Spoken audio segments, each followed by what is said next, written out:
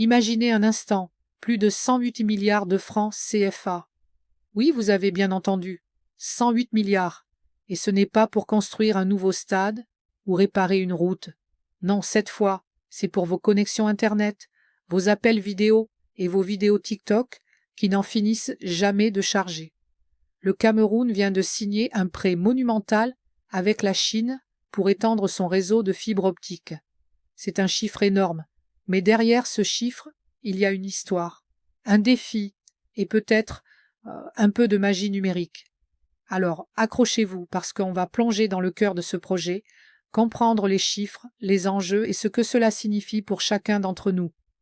Bonjour à toutes et à tous, et bienvenue sur Radar 237, la chaîne qui décortique l'actualité camerounaise et internationale avec rigueur, curiosité et parfois un soupçon d'humour.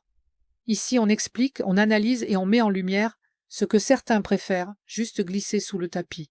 Aujourd'hui, nous allons parler d'un projet colossal qui touche directement notre quotidien numérique et notre avenir économique.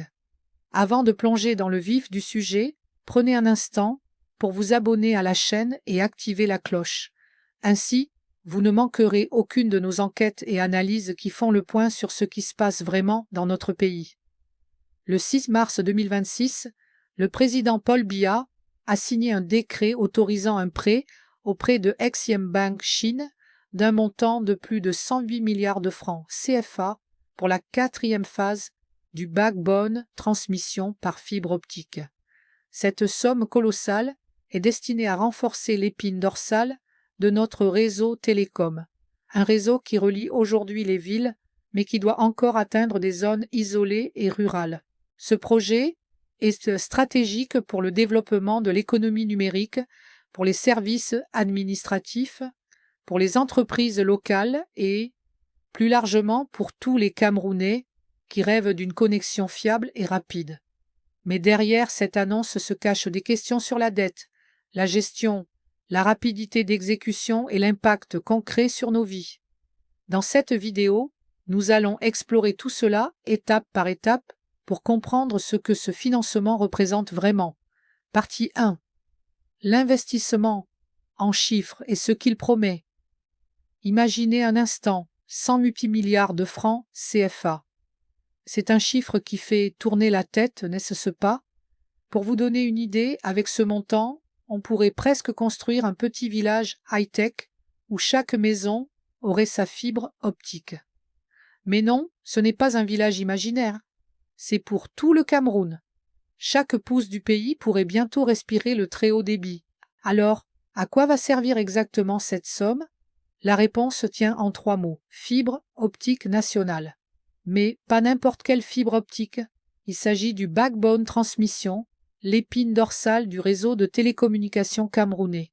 Et quand je dis épine dorsale, imaginez votre propre colonne vertébrale. Si elle est solide, tout le corps fonctionne. Si elle craque, tout le monde ressent le malaise. Aujourd'hui, le Cameroun mise sur une colonne vertébrale numérique capable de transporter nos données à grande vitesse sans que ça rame comme un téléphone coincé dans le brouillard d'Internet. Ce prêt de 1350 963 161 yuan RMB, soit 108 milliards de francs CFA, n'est pas tombé du ciel. Il est le fruit d'une longue relation avec Exim Bank Chine, la banque qui ne se contente pas de compter l'argent, mais qui aime le voir circuler dans les projets stratégiques. Dans le passé, ces financements ont permis de construire des routes, des barrages, des stades, et maintenant c'est au tour du numérique. La logique est simple. On ne peut pas espérer qu'une économie moderne fonctionne avec des connexions d'un autre siècle. Mais parlons du concret. Pourquoi ce projet est-il si important? Parce que la fibre optique, c'est le carburant invisible de notre économie digitale. Les entreprises qui veulent de vendre en ligne, les administrations qui doivent fonctionner sans retard, les étudiants qui tentent de suivre leurs cours sur Internet. Tout cela repose sur un réseau solide. Chaque mégabit par seconde gagné est une victoire pour le citoyen. Chaque minute de connexion rapide évite une frustration, un lag ou pire, une déconnexion au moment crucial d'un paiement ou d'un document officiel. Et ne nous leurrons pas, le timing est important. Cette quatrième phase intervient après 3 autres, chacune ayant progressivement étendu la fibre optique dans les grandes villes et les zones stratégiques. Mais le Cameroun est vaste et diversifié. Il y a encore des coins où la connexion est une histoire de patience et de prière. Avec cette injection massive de fonds, le gouvernement espère combler ces trous, connecter les zones rurales, rapprocher les villes et les villages et surtout offrir à tous une chance de participer pleinement à l'économie numérique. Il y a aussi l'aspect technique à considérer. La fibre optique transporte les données à la vitesse de la lumière. Littéralement, on parle de vidéos, de messages, d'informations administratives qui traversent des centaines de kilomètres presque instantanément. Pour un pays qui veut se positionner dans le numérique, c'est une arme stratégique et 108 milliards, c'est la somme nécessaire pour s'assurer que cette arme fonctionne partout, sans interruption, sans ralentissement. Mais au-delà des chiffres et de la technique, il y a un enjeu humain. Cette fibre optique, ce n'est pas seulement un câble, c'est la promesse que les jeunes entrepreneurs pourront vendre leur création en ligne sans que le réseau s'écroule. C'est la promesse que les enseignants pourront partager leurs cours à distance et que les hôpitaux pourront échanger des informations vitales rapidement. Chaque mètre de fibre posé est un pont entre les Camerounais et le monde. Bien sûr, 108 milliards, ce n'est pas rien. Et si vous vous demandez comment tout cela va être géré, c'est là que le défi commence. Chaque contrat, chaque procédure administrative doit être précis, transparent et efficace. Le décret signé par le président Paul Biya donne au ministre de l'économie tous les pouvoirs nécessaires pour conclure l'accord rapidement, mais il faudra que les Camerounais voient bientôt les résultats.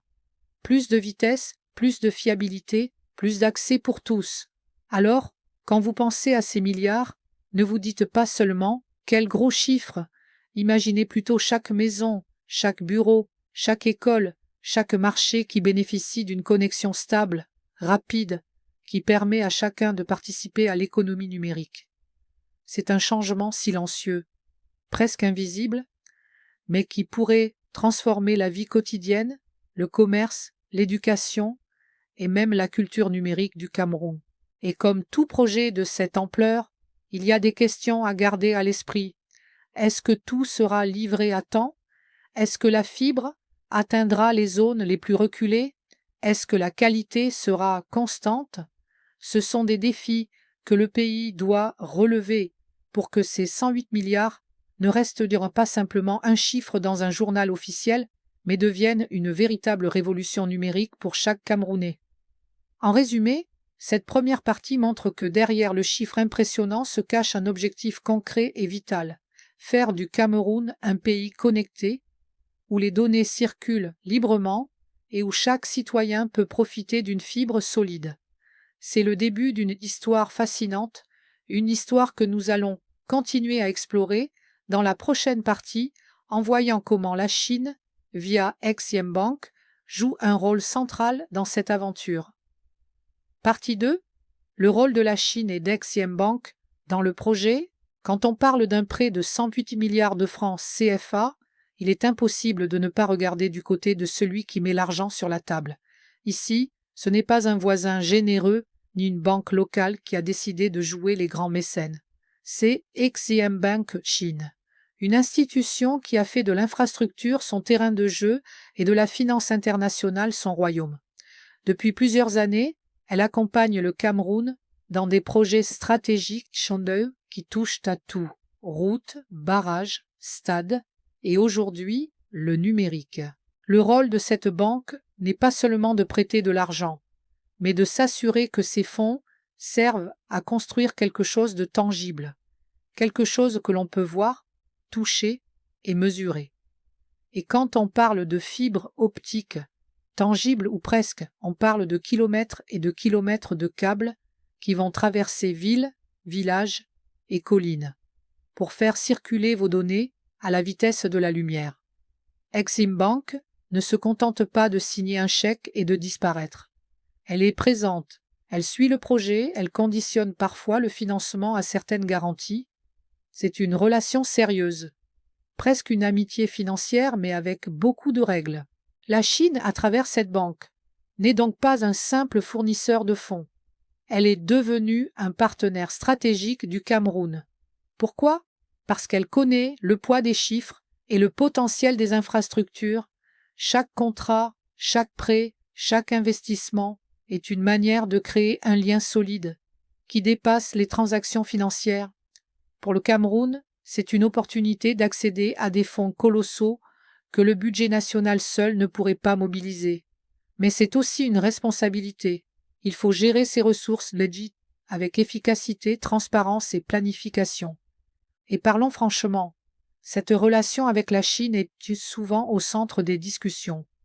Certains se demandent si le pays ne devient pas trop dépendant des prêts chinois, si la dette n'est pas en train de s'alourdir dangereusement. Ces interrogations sont légitimes, et elles montrent que chaque milliard prêté a un prix, pas seulement en argent, mais aussi en termes de gestion et de souveraineté. Pourtant, face aux besoins d'infrastructures modernes, rares sont les alternatives qui permettent un financement rapide et complet. Exim Bank, Chine, a donc une double fonction. Elle finance et elle influence. Elle finance parce qu'elle apporte les ressources nécessaires pour réaliser des projets qui transforment la vie des Camerounais. Elle influence parce qu'avec chaque contrat, chaque projet, elle devient un acteur à part entière dans la planification et le suivi de l'infrastructure. Ce n'est pas une intrusion, mais une réalité incontournable quand on parle de prêts internationaux de cette envergure. Et il faut voir la logique. Construire un réseau de fibres optiques n'est pas comme poser des briques pour une maison. Il faut une vision globale, des standards précis, un suivi rigoureux et une assurance que chaque câble posé répond aux critères de performance attendus. Exim Bank, avec son expérience et ses méthodes, apporte ce savoir-faire. Pour le Cameroun, c'est un moyen de combiner financement et expertise technique, une alliance entre capital et compétences. Mais ne nous voilons pas la face, cette relation a aussi ses zones de débat. Chaque Camerounais qui regarde son téléphone se demande si les milliards empruntés se traduiront vraiment en une connexion meilleure et plus stable. Les critiques se concentrent souvent sur la rapidité de mise en œuvre et sur les conditions du prêt. C'est normal. Et c'est sain pour la démocratie. Après tout, un projet de cette taille mérite d'être scruté à la loupe parce que chaque erreur ou retard se traduit par un impact concret sur le quotidien des gens. Malgré tout, la réalité est comme elle est là. La Chine, via Exim Bank, a été et reste un partenaire majeur du Cameroun. Elle a permis de réaliser des projets qui auraient été impossibles à financer uniquement avec des ressources locales. Et pour cette 4e phase de la fibre optique, elle offre au pays une chance unique de franchir un cap technologique. Chaque câble posé, grâce à ce financement, est un pas vers un Cameroun plus connecté, plus rapide et plus intégré dans l'économie numérique mondiale. Alors quand on parle d'Exim Bank et de la Chine, il ne faut pas se limiter à l'aspect financier. Il faut regarder le potentiel de transformation que cela représente pour le Cameroun. Des administrations plus efficaces, des entreprises plus compétitives, des jeunes mieux formés et des citoyens mieux reliés au monde. C'est un investissement qui dépasse le simple chiffre et qui touche à la manière dont le pays va vivre et travailler demain. Cette relation entre opportunité et vigilance ouvre naturellement la voie à la prochaine étape. Comment ce financement va se traduire concrètement dans l'extension du réseau de fibres optiques lui-même et ce que les Camerounais peuvent attendre dans leur vie quotidienne. Mais avant de passer à cette phase pratique, il était essentiel de comprendre que derrière l'argent prêté se cache un partenariat stratégique, un dialogue entre besoins locaux et expertise internationale, et surtout une responsabilité partagée pour que chaque franc investi ait un impact réel et visible. Partie 3. Le projet fibre optique et ses impacts concrets. Alors maintenant, parlons du cœur du sujet, la fibre optique. Vous savez, ce câble un peu magique qui fait passer vos vidéos, vos messages et vos appels à une vitesse que même le meilleur coureur du Tour de France ne pourrait rivaliser. La fibre optique, c'est un peu comme l'artère principale du corps numérique du Cameroun. Si elle est solide et fluide, tout le pays respire mieux. Si elle est fragile, eh bien, vous connaissez la chanson, les vidéos qui coupent, les appels qui tombent et la frustration qui monte. Cette 4e phase de développement du backbone transmission n'est pas une simple extension pour dire « on a fini ». Non, c'est une véritable mise à niveau du réseau national. Il s'agit d'aller plus loin, de connecter des villes qui jusqu'ici avaient l'impression d'être oubliées du monde numérique. Imaginez un village où Internet rame tellement qu'il faut une demi-journée pour envoyer une photo. Grâce à ce projet, ce village pourrait bientôt télécharger un film entier en quelques minutes. Et pour ceux qui se disent « enfin un peu de modernité », ce n'est pas juste un luxe, c'est une nécessité. La fibre optique a cette capacité incroyable de transporter des données à très haut débit sur de longues distances sans interruption.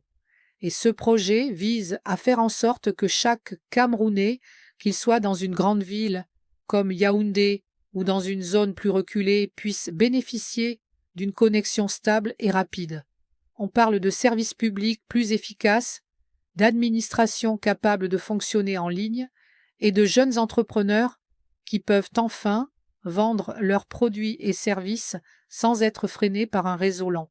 Mais il ne s'agit pas seulement de vitesse, il s'agit de fiabilité et de continuité. Dans le monde numérique, chaque coupure ou chaque ralentissement est une perte. Perte de temps, perte d'opportunités, parfois perte d'argent. En investissant massivement dans cette 4e phase, le Cameroun envoie un signal fort. Il veut que ses infrastructures numériques soient le digne d'un pays qui aspire à moderniser son économie et à participer pleinement à la révolution digitale. Et quand on parle d'infrastructures numériques, il ne faut pas oublier que le projet est aussi un moteur d'inclusion. Les zones rurales, longtemps laissées de côté, auront l'opportunité de se connecter aux mêmes services que les grandes villes. Les écoles pourront diffuser des cours en ligne sans interruption, les hôpitaux pourront échanger des informations vitales et les citoyens pourront accéder à des services administratifs numériques sans faire des heures de route pour obtenir un document. Chaque câble de fibre posé est un pont entre les populations et le monde moderne. Ce projet, c'est aussi un levier pour l'économie. Les entreprises locales pourront utiliser la fibre pour développer le commerce en ligne, les startups auront les outils pour innover et les services financiers numériques pourront se déployer de manière plus sécurisée. En d'autres termes, cette fibre ne transporte pas seulement des données, elle transporte des opportunités et du développement. Mais attention, comme tout grand projet, il y a des défis à relever. Poser la fibre optique sur des centaines de kilomètres n'est pas une mince affaire. Il faut du matériel, des équipes spécialisées, une planification rigoureuse et une maintenance continue. Chaque erreur peut ralentir le processus ou affecter la qualité du réseau. C'est pourquoi la coordination entre le gouvernement, les entreprises locales et les partenaires internationaux comme Exim Bank est cruciale. Une mauvaise étape peut transformer une promesse de progrès en frustration nationale. Pour les citoyens, le plus visible sera la qualité de la connexion. Fini les vidéos qui se coupent, les appels interminables où l'on se demande si l'autre est encore là, ou les transactions qui échouent pour un problème de réseau. La fibre optique vise à résoudre tous ces problèmes, et si elle est bien déployée, elle changera la vie quotidienne des Camerounais. On ne parle plus seulement de modernité théorique, on parle de services concrets et tangibles. Et il ne faut pas oublier l'effet symbolique. Cette 4e phase montre que le Cameroun prend au sérieux son avenir numérique.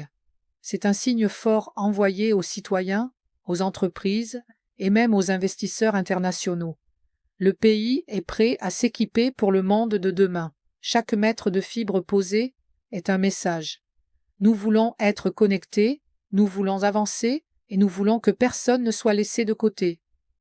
Enfin, ce projet prépare le terrain pour la prochaine révolution digitale au Cameroun. Les données circuleront plus rapidement, les services se numériseront plus efficacement et l'accès à l'information deviendra un droit réel pour tous. Mais, pour que cette promesse se réalise, chaque étape doit être bien exécutée, chaque câble correctement installé et chaque décision administrativement efficace.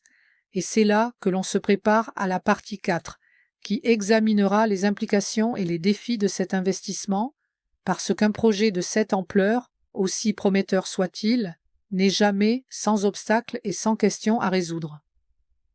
Partie 4. Les implications et défis du financement et du projet. Maintenant que nous avons parlé de la fibre optique et de son rôle, ainsi que de la place centrale de la Chine dans ce financement, il est temps de regarder la réalité en face. Un prêt de 108 milliards de francs CFA, ce n'est pas seulement un chiffre, c'est un engagement lourd de responsabilité.